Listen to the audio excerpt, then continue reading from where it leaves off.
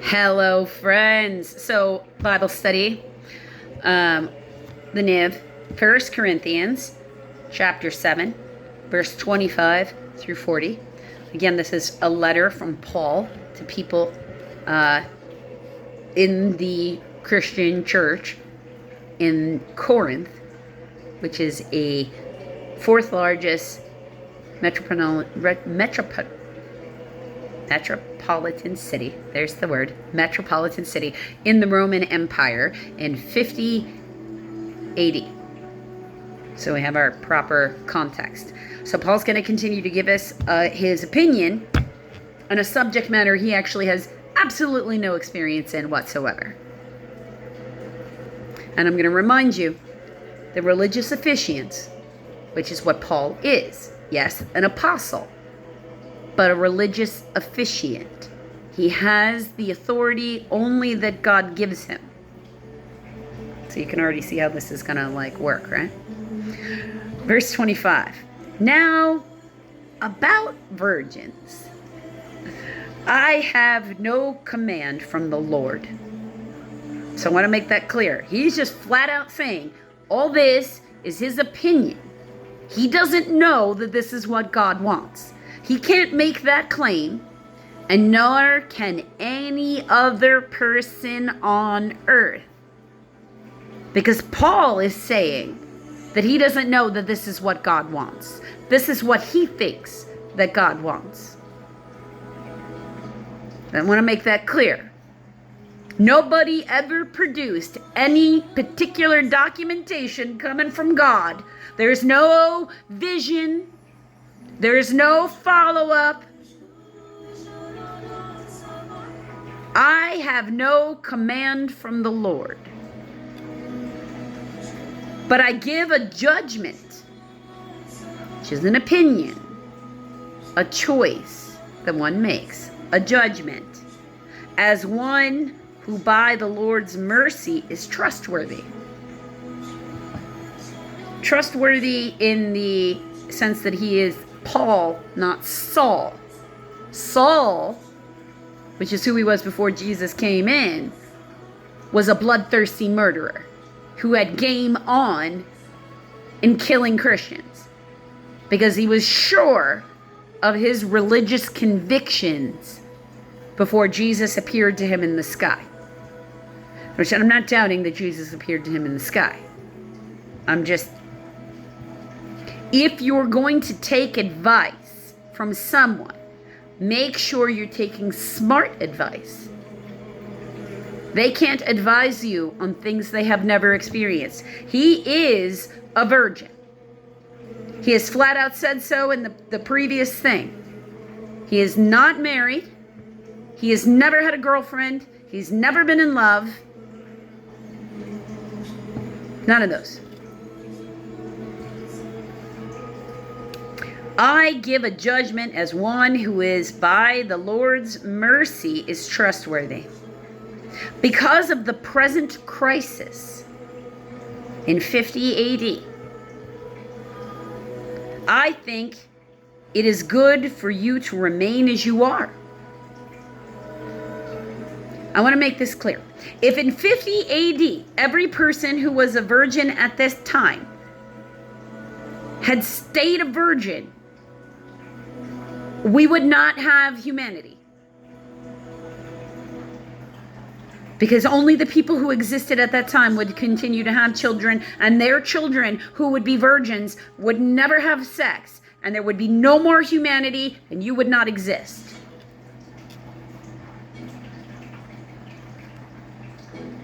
Are you married? Do not seek divorce. Are you unmarried? Do not look for a wife. But if you do marry, you have not sinned.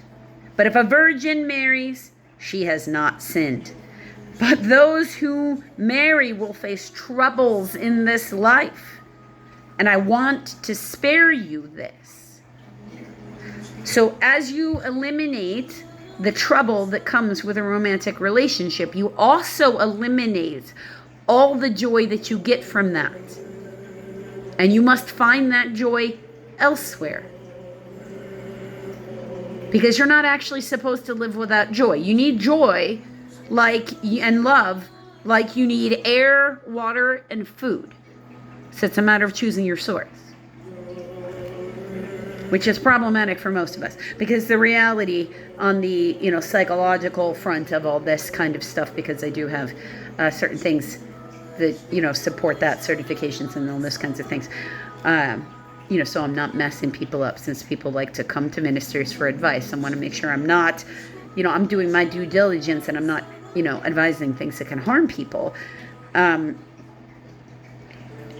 a psychological front here, this is short-sighted. And I can tell you that the way you were wounded as a child is the relationships you choose to recreate as an adult, so you can try to get healing from that relationship. And often what you're doing is getting into romantic relationships with personalities, people who have personalities or personality traits that remind you of your abuser. You can find this, you will also tend towards leaders. If you were, say, raised by a gaslighting narcissist, you will find everybody that you're willing to put in a position of authority actually carries the trait of a gaslighting narcissist. If you actually break down the language they're using, and the maturity, and the unity, and the peace. Like, if you want peace in your life, you can't be choosing to follow anybody who uses aggressive language. If their language is not of peace, they will not bring you peace. They're not capable of peace. They don't have peace in their heart, so they can't bring it to you. They must have it, cultivate it, and act with maturity.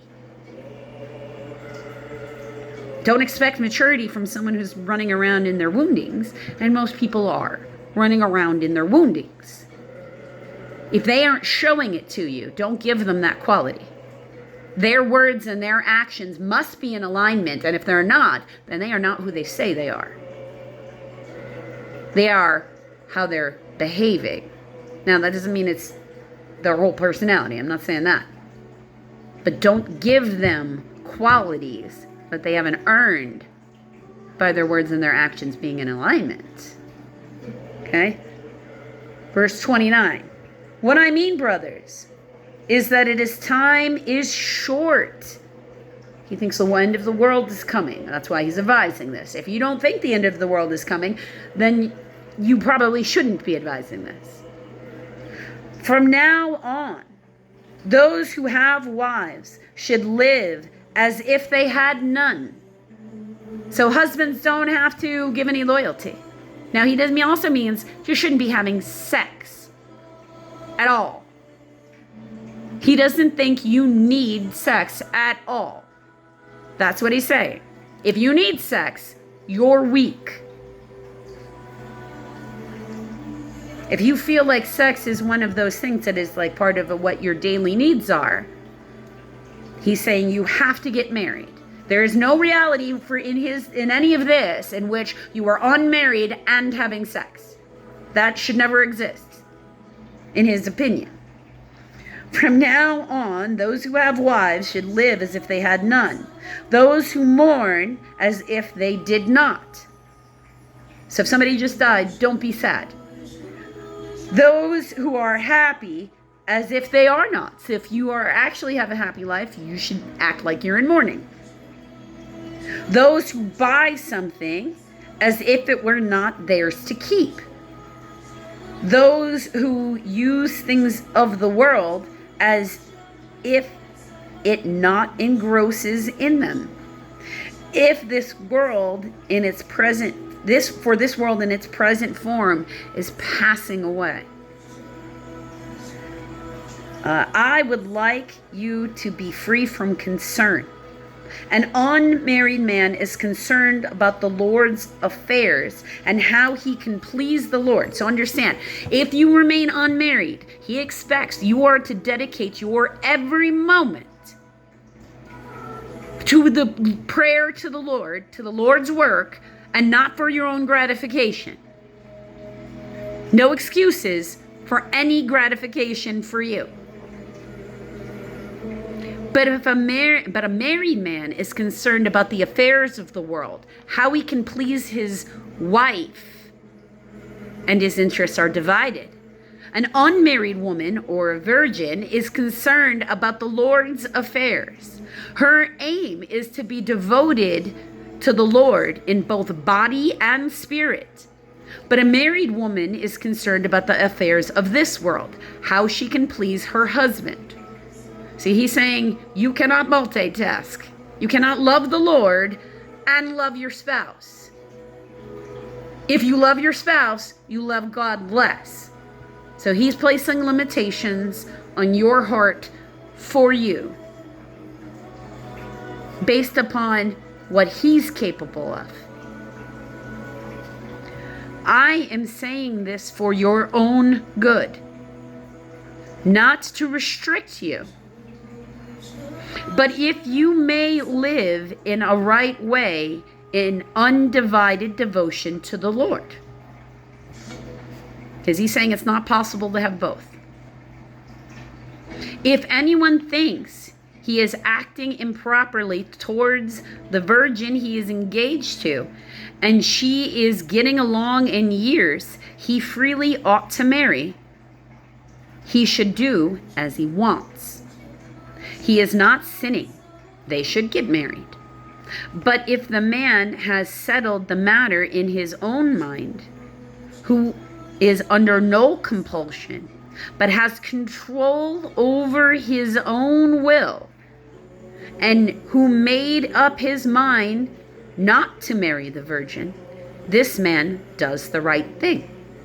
So then, he who marries the virgin does right, but he who does not marry her does even better. A woman is bound to her husband as long as he lives, but if her husband dies, she is free to marry anyone she wishes, but he must belong to the Lord. Notice how he does not put that on the man, which has been a problem with the Pharisees from the beginning, I have to say, because the reason God was saying don't marry outside of the Jewish race didn't actually have to do with your skin tone or any of the rest of that stuff. It had to do with, are you worshiping a demon or are you worshiping God? Ruth was a Moabite, but accepted as a Jew and a great-grandmother of Jesus Christ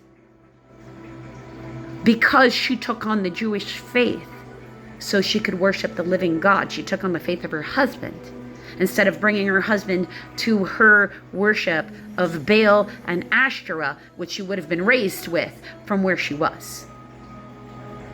That's the difference. But he's not putting that on men. If you have your wife die, he's saying you should only then be focusing on praising the Lord and nothing else. In my judgment, she is happier if she stays as she is.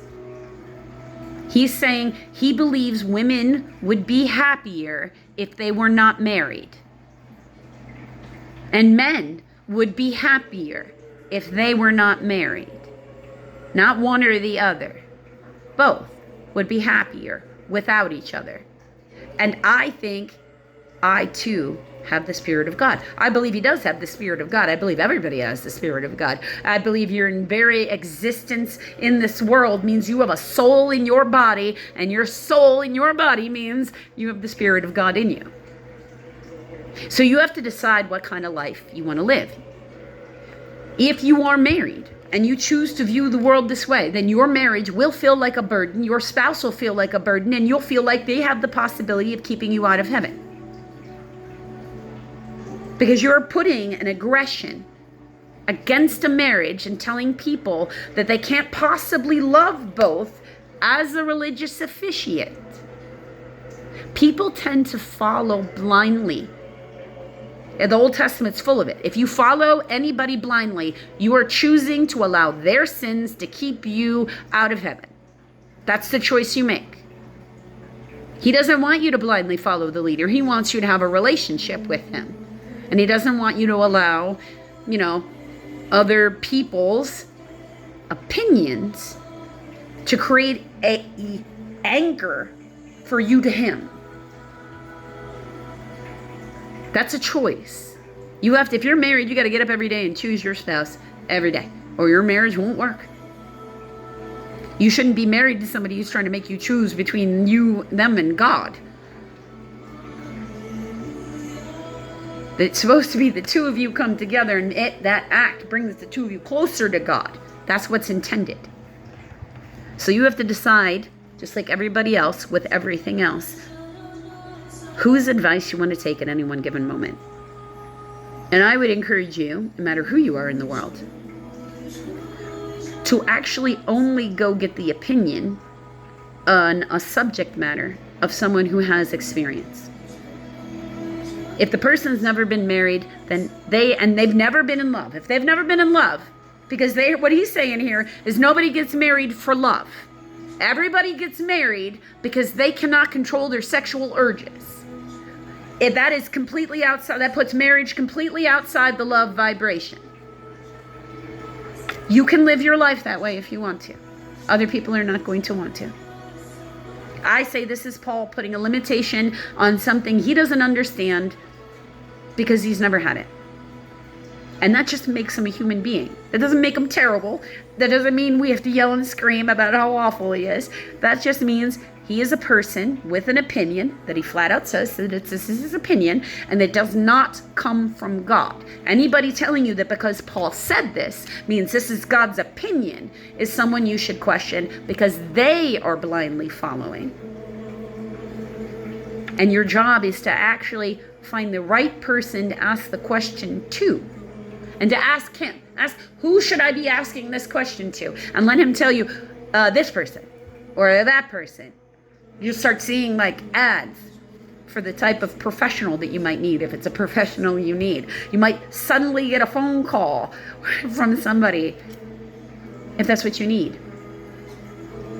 He likes to indicate things to you, and it's your job to pay attention because he's trying to talk to you. You think he might not be listening, but if you suddenly find, information coming at you when you just talked about that subject matter, it's because he is listening and he's trying to talk to you. Do you want to talk to him? Because if you want to talk to him, then this is opinion. And you take it as that. If you want to be a priest, follow this advice. This is great advice. If you want to be, a priest, an unmarried minister, a nun, just be celibate.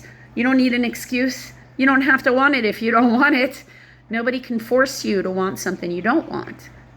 But I also say this completely discounts the idea of love being in marriage. It didn't occur to him. Then maybe that might be the reason. So, everybody's got flaws. Everybody's got opinions. Sometimes people's flaws are, color their opinions. In fact, people's woundings and flaws usually color their opinions. There are no easy answers. It's not supposed to be easy. It's supposed to be worth it. You will get from this life what you were willing to put in and what inputs you allow to influence you.